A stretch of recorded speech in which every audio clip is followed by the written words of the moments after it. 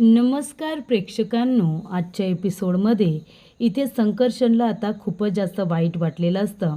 संकर्षणने footage बघितलेलं असतं ज्याच्यामध्ये दीपकने आकाशच्या गाडीचे ब्रेक फेल केलेले असतात. त्याच्यामुळे जो काही अपघात झाला त्याच्यामध्ये आकाशची काही चूक नव्हती, उलट त्यांना मारण्यासाठी हे ब्रेक फेल करण्यात आले होते हे संकर्षणच्या लक्षात येतं.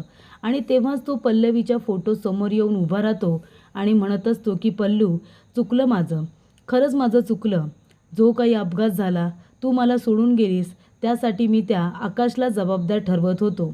त्या आकाशला आणि भूमीला धडा शिकवण्यासाठी मी त्या दोघांना, नवरा बायकोला एकमेकांपासून वेगळं केलं आणि हे चुकलंच माझं. एकमेकांवरती खूप प्रेम करणाऱ्या त्या नवरा बायकोला मी वेगळं करून खूप मोठं पाप केलं ना पल्लू. मी खूपच जास्त चुकीचं वागलो. तुला माहिती आहे ना पल्लू, मी असा नाही आहे. पण या सगळ्या गोष्टी मी इगोवरती घेतल्या. माझी पल्लू त्या आकाश महाजनमुळे माझ्यापासून दूर झाली. माझा ओजस पोरका झाला असं मला वाटत होतं. सगळा ब्लेम मी आकाशवरती टाकून मोकळा झालो होतो. पण खरं तर या सगळ्यामध्ये त्या बिचाऱ्या आकाशची काही चुकीच नव्हती गं. हे सगळं त्या दीपकने केलं होतं. त्यांच्या गाडीचे ब्रेक फेल झाले होते आणि ते मुद्दामून करण्यात आले होते. आणि आता ते सत्य मला समजलंय आणि म्हणूनच पल्लू, मी सगळं काही आता व्यवस्थित करणार आहे. अगदी सगळंच. माझ्या हातातून ज्या चुका झाल्यात ना, त्या सगळ्या मी आता व्यवस्थित करणार आहे. जसं होतं तसं करणार आहे. तू आहेस ना माझ्याबरोबर? तू माफ करशील ना मला पल्लू? असं इकडे आता संकर्षण म्हणत असतो. तेव्हा संकर्षणला आपल्या चुकीची जाणीव झालेली असते आणि त्याला पुन्हा सगळ्या गोष्टी सुरळीत करायच्या असतात. तेव्हा प्रेक्षकांनो, इथे भूमी आणि आकाश हे दोघेजण एकमेकांवरती खूप प्रेम करत असतात आणि त्या दोन नवरा बायकोंना एकमेकांपासून वेगळं ठेवून आपण किती मोठं पाप केले हे सुद्धा संकर्षणला कळलेलं असतं. तेव्हा प्रेक्षकांना डोरबेलचा आवाज येतो. संकर्षण जाऊन दरवाजा उघडतो तर तिथे वरुण आलेला असतो.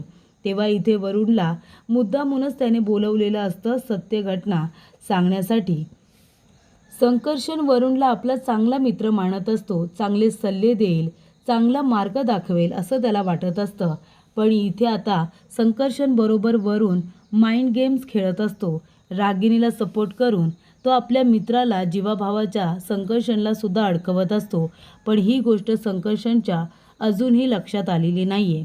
त्यानंतर प्रेक्षकांनो, इथे आकाश आता भूमीच्या स्वागतासाठी तिथे नेहमी एक ताट सजवून ठेवायला सांगत असतो, ज्याच्यामध्ये फक्त गुलाबाच्या पाकळ्या, एकसुद्धा त्याच्यामध्ये काटा नको असं सांगण्यात आलेलं असतं आणि त्याच्यामध्ये एक दिवा लावून ठेवलेला असतो. तेव्हा इथे आकाशला वाटत असतं की लवकरच आता माझी भूमी परत येणार आहे. आता इथे बाप्पाचं सुद्धा आगमन होईल. पण बाप्पाच्या स्वागतासाठी भूमी इथे नसणार आहे. म्हणून या घरामध्ये ती रौनकच येत नाही आहे, ते चैतन्यच नाही आहे असं इथे आकाशला वाटत असतं. भूमी, बाप्पाच्या आगमनापूर्वी तू घरी आली असतीस तर किती बरं झालं असतं असं इकडे आकाश म्हणत असतो. तेव्हा इथे तुझ्याशिवाय हे घर किती सुनं सुनं आहे बघ ना. तू जर आलीस तर खूपच जास्त आनंद होईल घरालासुद्धा आणि मलासुद्धा असं इथे आकाश आता म्हणत असतो. काहीतरी चमत्कार होऊ दे देवा आणि माझी भूमी घरी परत येऊ दे असं इकडे आकाश आता म्हणत असतो. तेव्हा रागिनी आकाशकडे बघते आणि आपल्या मनामध्ये म्हणत असते की आकाश, भूमीला या घरामध्ये परत घेऊन येण्याच्या आधी मला भूमीबद्दल आकाशच्या मनामध्ये आहे ना विष निर्माण करायला हवं आहे. काहीही झालं तरीसुद्धा आकाश त्या भूमीला या घरामध्ये परत घेऊन येता कामा नये. संकर्षण आणि भूमी या दोघांबद्दल आता इथे आकाशच्या मनामध्ये गैरसमज निर्माण करायलाच हवा. त्याशिवाय इथे आकाश त्या भूमीचा विचार करणं बंद करणार नाही. तेव्हा इथे रागिनी येते आणि जे आता भूमीच्या स्वागतासाठी ताट तयार करून ठेवण्यात आलेलं असतं ते ताट ती उचलते आणि बाजूला नेऊन ठेवते. तेव्हा आकाश म्हणतो, आत्या अगं काय करतेस तू? भूमी येणार आहे, कळते का तुला? भूमीच्या स्वागतासाठी ही सगळी तयारी करण्यात आली आहे ना, आणि तू का बरं ते ताट उचललंस? तेव्हा इथे रागिनी म्हणते, आकाश अरे तुला कळत कसं नाही? त्या भूमीला जर यायचं असतं ना तर ती कधीच आली असती. तू कशाला वेड्यासारखी तिची वाट बघतोयस? आरतीचं ताट वगैरे तयार करून ठेवतोयस रोजच्या रोज. हे बघ ती नाही येणार आहे. तेव्हा आकाश म्हणतो, भूमी नक्की येणार आहे आत्या. तू बघितलं नाहीस का? माझ्या अपघाताची बातमी ऐकल्यानंतर कशी वेडी पिशी होऊन माझ्यापर्यंत आली होती आणि आज मला खूप पॉझिटिव्ह वाटतंय. काहीतरी पॉझिटिव्ह घडणार आहे असं मला वाटतंय. माझी भूमी माझ्याकडे परत येणार आहे असं वाटते मला आत्या. त्याच्यामुळे भूमी लवकरात लवकर परत येईल, कारण ती माझ्याशिवाय राहू शकत नाही. तिचं माझ्यावरती खूप जास्त प्रेम आहे. ती माझ्याशिवाय नाही जगू शकणार, मला माहिती आहे. तेव्हा रागिनी म्हणत असते, अरे नाटक होतं ते सगळं. काय केलंस? तू हॉस्पिटलमध्ये सगळे शेअर विकत घेतलेस आणि नंतरला संकर्षणला तू रस्त्यावरती आणू नये ना.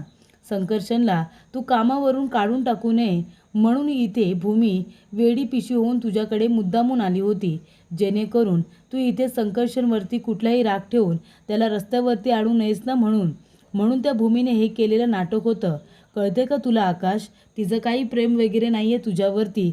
जर असतं तर तुला असं सोडून ती निघून गेली नसती.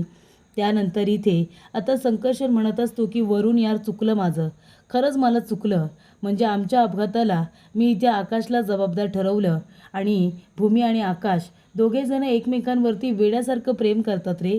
आणि त्या दोन प्रेम करणाऱ्या व्यक्तींना मी एकमेकांपासून वेगळं केलं. माझं इथे इगो सॅटिस्फाय करण्यासाठी मी हे खूप चुकीचं वागलो आहे त्यांच्या बाबतीत आणि मला माझ्या वागण्याचा खूप जास्त पश्चाताप होतो आहे. तेव्हा वरुण म्हणतो, अरे पण का बोलतोयस तू हे सगळं? असं काय बघितलंयस तू? तो व्हिडिओ खोटाही असू शकतो, कळते का तुला? AIच्या मदतीने हल्ली सगळं काही करता येतं. तेव्हा इथे संकर्षण म्हणतो, नाही वरुण, तो व्हिडिओ ओरिजिनल होता, कळते का तुला?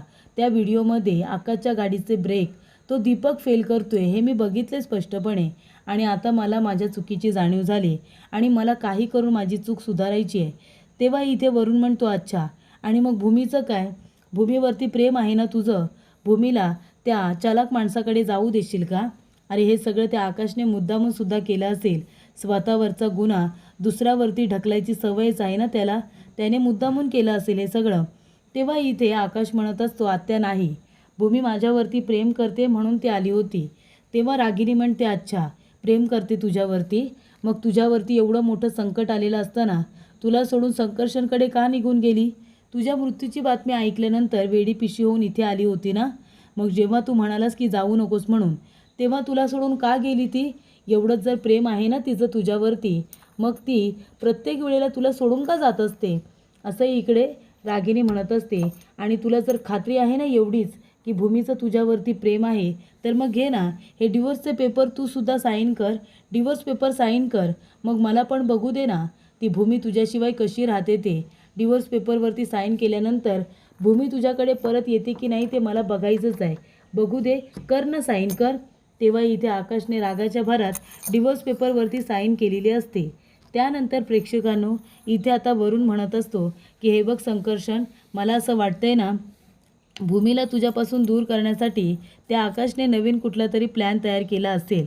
हे बघ तू अजिबात त्या आता प्लॅनला बळी पडू नकोस. भूमीवरती तुझं प्रेम आहे ना, काही गरज नाही आहे तुला त्या आता आकाशकडे भूमीला परत न्यायची. थोडासा वेळ दे. जोपर्यंत तो व्हिडिओ खरा आहे की खोटा हे मी बघत नाही ना, तोपर्यंत कुठलाही डिसिजन घेऊ नकोस प्लीज. ऐक माझं एवढं. असं इकडे आता वरुण म्हणत असतो. तेव्हा प्रेक्षकांनो इकडे आता आकाश क्षितिजाला गप्प करत असतो. क्षितिजा नुसती रडतच असते. तेव्हा इथे मानसी तिच्यासाठी दुधाची बाटली घेऊन येते. तेव्हा आकाश म्हणत असतो, काय झाले काय कळतच नाही आहे, एवढी कधी रडत नाही ती. आपण तिची औषधंसुद्धा तिला वेळेवरती देतोय ना, मग का रडत असेल ती? आणि तो तिला आता दूध प्यायला सांगत असतो. पण इथे आता क्षितिजा रडतच असते. तेव्हा मानसी म्हणत असते, भाऊजी तुम्ही सांगितल्याप्रमाणे मी क्षितिजाची व्यवस्थित काळजी घेते. तिची जी काही औषधं आहेत तीसुद्धा तिला वेळेवरती देते. मग तरीसुद्धा का रडते ती? तिच्या पोटात दुखत असेल का? तेव्हा पोटात दुखलं असतं तर मग आपल्याला कळलं असतं ना. ती अचानकपणे आत्ताच रडायला लागली आहे. तेव्हा इथे मानसी म्हणते, कदाचित ती तिच्या आईला आता मिस करत असेल. तेव्हा प्रेक्षकांनो इकडे आता संकर्षण आलेला असतो. संकर्षण म्हणतो, काय आकाश महाजन? तेव्हा इथे आकाश मानसीकडे बाळाला देतो. तेव्हा इथे प्रेक्षकांनो मानसीसुद्धा घाबरते की संकर्षण अचानकपणे इथे कशाला आलं आहे. तेव्हा इथे संकर्षण म्हणतो, हे सगळं काय आकाश महाजन? तेव्हा इथे आता ते CCTV फुटेज जे दीपक आकाशच्या गाडीचे ब्रेक फेल करत असतो ना प्रेक्षकांनो, ते CCTV फुटेज आता संकर्षण आकाशला दाखवत असतो. तेव्हा आकाश ते फुटेज बघतो आणि म्हणतो, एक मिनिट, हे सगळं काय आहे? हा तर तो दीपक आहे ना? या दीपकने आमच्या गाडीचे ब्रेक फेल केले होते. या दीपकने हे सगळं केलं आहे का? तेव्हा इथे संकर्षण म्हणतो, हो हे त्या दीपकने केले, कशावरून हे सगळं तू नाही केलेस? भूमीला परत मिळवण्यासाठी ही तुझी सगळी नाटके चालू आहेत ना? मुद्दामून करतोयस ना हे सगळं? कारण भूमीला तुझ्याकडे परत घेऊन यायचं आहे म्हणून ना? तेव्हा इथे आकाश म्हणत असतो, 1 मिनिट, मला ही सगळी नाटकं करायची गरज नाही आहेत, कळलं ना? भूमीला माझ्याकडे परत आणण्यासाठी भूमी माझ्याकडे उद्या परत येऊ शकते, पण मी तिला जबरदस्ती करत नाही आहे ना म्हणून. तेव्हा इथे संकर्षण म्हणतो, हो का? अरे हे सगळं तू मुद्दामून करतोयस रे आकाश महाजन. म्हणजे सगळे शेअर्स विकत घेतलेस आणि मला नमवण्याचा प्रयत्न केलास. पण मी तुझ्यासमोर नमत नाही आहे ना, म्हणून हा नवीन डाव शोधून काढला आहेस ना तू. आता हे खोटं CCTV फुटेज तयार करून भूमीला माझ्यापासून दूर करणार आहेस का तू? तेव्हा इथे आता संकर्षण म्हणत असतो, पण मी हे कधीही होऊ देणार नाही आहे, कळलं का तुला आकाश महाजन? तेव्हा आकाश म्हणत असतो, 1 मिनिट, मला ही सगळी नाटकं ना करायची गरज नाही आहेत. भूमीला परत आणण्यासाठी मी कायद्याने सुद्धा सगळ्या गोष्टी करू शकतो, कळलं ना संकर्षण? पण मी भूमीसाठी काहीही करत नाही आहे, कारण भूमी मला काही खरं सांगत नाही आहे. आणि हे बघ, भूमीचं माझ्यावरती खूप प्रेम आहे. बघितलं नाहीस का तू? माझी मृत्यूची बातमी कळल्यानंतर कशी वेडी पिशवी होऊन माझ्याकडे आली होती. सांग ना, मी आणि भूमी कधीच एकमेकांपासून वेगळे होऊ शकत नाही. भूमी माझी बायको आहे आणि ती माझीच बायको राहणार. आमच्या दोघांचं एकमेकांवरती खूप प्रेम आहे, कळलं तुला? आणि भूमीला माझ्यापासून आहे ना कुणीही दूर करू शकत नाही, अगदी तू सुद्धा नाही, कळलं का? तेव्हा संकर्षण म्हणतो, हो, तुला खूपच जास्त विश्वास आहे ना की भूमीला तुझ्यापासून कुणी दूर नाही करू शकत ते? भूमी फक्त माझी आहे, कळलं ना? फक्त माझी. आणि ती कधीच मला सोडून तुझ्याकडे येणार नाही आहे, कळलं का? तेव्हा इथे संकर्षण म्हणत असतो की अजिबात आता तुझा प्लॅन मी सक्सेस होऊ देणार नाही. तेव्हा इथे आकाश म्हणतो, संकर्षण, मी असं काही केलेलं नाही आहे, कळलं ना तुला? भूमीला माझ्यापासून कुणीही दूर करू शकत नाही, कळलं का तुला? तू सुद्धा नाही. तिचं फक्त माझ्यावरती प्रेम आहे. तेव्हा इथे संकर्षण म्हणतो, बरोबर बोललास तू भावा, भूमीचं फक्त तुझ्यावरतीच प्रेम आहे, बाकी कुणावरतीही नाही. आणि तेव्हा प्रेक्षकांनो, इथे आता संकर्षणला त्याच्या चुकीची जाणीव झालेली असते. जेव्हा वरुण म्हणत असतो की तो व्हिडिओ AI ने तयार केला असेल, तेव्हा संकर्षण म्हणतो, वरुण, अरे AI ने तयार केलेलं फुटेज आणि खरोखरचं फुटेज यातला फरक मला कळत नाही का? इतका मूर्ख आहे का मी? ते फुटेज खरं आहे, डेट्स वगैरे, तारीख, टायमिंग सगळं काही मॅच होतं आहे, त्याच वेळचं आहे, ते त्या दिवसाचंच आहे. त्याच्यामुळे माझा विश्वास बसला आहे. ते फुटेज खरं आहे आणि माझं चुकलं आहे आणि मला आता माझी चूक सुधारायची आहे, बाकी काही नाही. जर इथे आकाशची काही चूकच नाही आहे, तर मी आकाशकडून कुठला बदला घेतो आहे? आणि मला आता भूमी आणि आकाश यांना एकमेकांपासून वेगळं ठेवायचं नाही आहे. मी आतापर्यंत चुकीचं वागलो आहे, पण आता मला माझ्या चुकीची जाणीव झाली आहे. तेव्हा इथे संकर्षण म्हणत असतो की आकाश, बरोबर बोलत होतास तू, बरोबर होतं तुझं. मी इथे भूमीला ब्लॅकमेल केलं होतं, पण आता मी माझी चूक सुधारायला आलो आहे. मला थोडं पाणी मिळेल का? जे काही खरं खरं आहे ते आज मी तुला इथे सांगायला आलेलो आहे. तेव्हा इथे संकर्षण म्हणत असतो, कधी कधी नकळतपणे आपण माणसांना चुकीचं समजतो आणि मग ती चूक आपल्या लक्षात आल्यानंतर आपण गप्प न बसता आपण ती चूक सुधारली पाहिजे, असं मला सुद्धा वाटतं. आणि म्हणूनच मी इथे आकाश माझी चूक सुधारायला आलो आहे. जे काही सत्य आहे ना, जे काही खरं आहे ते सगळं मी तुला इथे सांगायला आलो आहे. आणि प्लीज प्लीज तू माझं म्हणणं आता शांतपणे ऐकून घे. मला थोडं पाणी मिळेल का? तेव्हा इथे आता मानसी ग्लास भरून संकर्षणला पाणी देते. संकर्षणसुद्धा सगळं पाणी आता पिऊन टाकतो. तेव्हा इथे आकाश म्हणत असतो, संकर्षण, प्लीज सांग, नक्की काय झालं आहे ते सत्य मलासुद्धा कळू दे. तेव्हा इथे संकर्षण म्हणत असतो की आकाश, तू बरोबर होतास. मी भूमीला ब्लॅकमेल केलं असं वाटत होतं ना तुला? एकदम बरोबर वाटत होतं. मी भूमीला ब्लॅकमेल केलं होतं, पण त्याच्यामागे सुद्धा एक कारण होतं. तेव्हा इथे आता आकाशला राग येतो. तेव्हा संकर्षण म्हणतो, प्लीज प्लीज आकाश, मला बोलू दे. सत्य काय आहे ते तुला कळू दे. मला गप्प केलंस तर सत्य तुला कळणार नाही.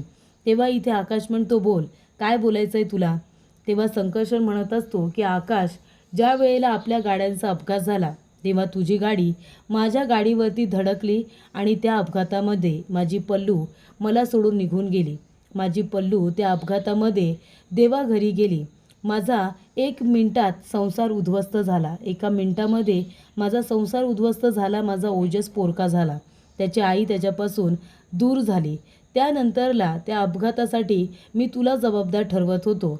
आधीच ओजस माझ्यापासून दूर होता, कारण हॉस्पिटलमुळे मी त्याला जास्तीत जास्त वेळ देत नव्हतो. त्यामुळे इथे तो त्याच्या आईबरोबर जास्त कनेक्टेड होता आणि तो माझा राग करायचा, कारण मी प्रत्येक वेळेला त्याला वेळ देईन असं म्हणत असताना वेळ देता येत नव्हता हॉस्पिटलमुळे. त्यामुळे माझा ओजस माझ्यावरती रागवलेला असायचा. पण पल्लवी सगळी बाजू सावरत घ्यायची. पण पल्लवी गेल्यानंतर तो एका वेगळ्या ट्रोमामध्ये होता आणि मग तो माझ्यावरती अजूनच चिडला आणि ओजस माझ्यापासून दूर झाला होता. आणि या सगळ्याला तू जबाबदार आहेस असं मला वाटत होतं. हे सगळं तुझ्यामुळे झाले. तुझ्यामुळे माझी पल्लू मला सोडून गेली, माझा ओजस माझ्यापासून दूर झाला, माझा संसार उद्ध्वस्त झाला असं मला वाटत होतं. या सगळ्या गोष्टी माझ्या इगोवरती आल्या होत्या. तुला धडा शिकवायचा, तुझ्याकडून बदला घ्यायचा असं ठरवलं होतं. आणि एक वेळी ती संधी स्वतःहून माझ्याकडे चालत आली. तू कोमामध्ये होतास आणि तुझं ऑपरेशन करायचं होतं आणि तुझ्या मेंदूचं ऑपरेशन फक्त मीच करू शकत होतो. तेव्हा तुझी बायको भूमी माझ्या घरचा पत्ता शोधत शोधत माझ्या घरपर्यंत पोचली आणि तेव्हा मला कळलं की भूमी तुझी बायको आहे आणि तुम्ही दोघेजण एकमेकांवरती खूप प्रेम करता, जसं मी आणि पल्लू आम्ही एकमेकांवरती प्रेम करत होतो. तेव्हा मला वाटलं की आता तुझ्याकडून सुद्धा तो बदला घ्यायचा. बायको जाण्याचं दुःख काय असतं हे तुला सुद्धा कळावं असं मला वाटत होतं. आणि तेव्हा मी भूमीला ब्लॅकमेल केलं. ती आली होती माझ्याकडे तुझ्या आयुष्याची इथे आता मागणी करायला. माझं कुंकू वाचवा, माझं सौभाग्य वाचवा असं ती मला म्हणत होती. आणि मी तुझं ऑपरेशन करायला तयार नव्हतो, कारण मला तुझा राग आला होता. पण मग मी एक भूमीसमोर अट ठेवली की तुला जर इथे मी तुझ्या आकाचं ऑपरेशन करावं असं वाटत असेल तर तुला माझ्या ओजसची आई म्हणून माझ्या घरी येऊन राहावं लागेल.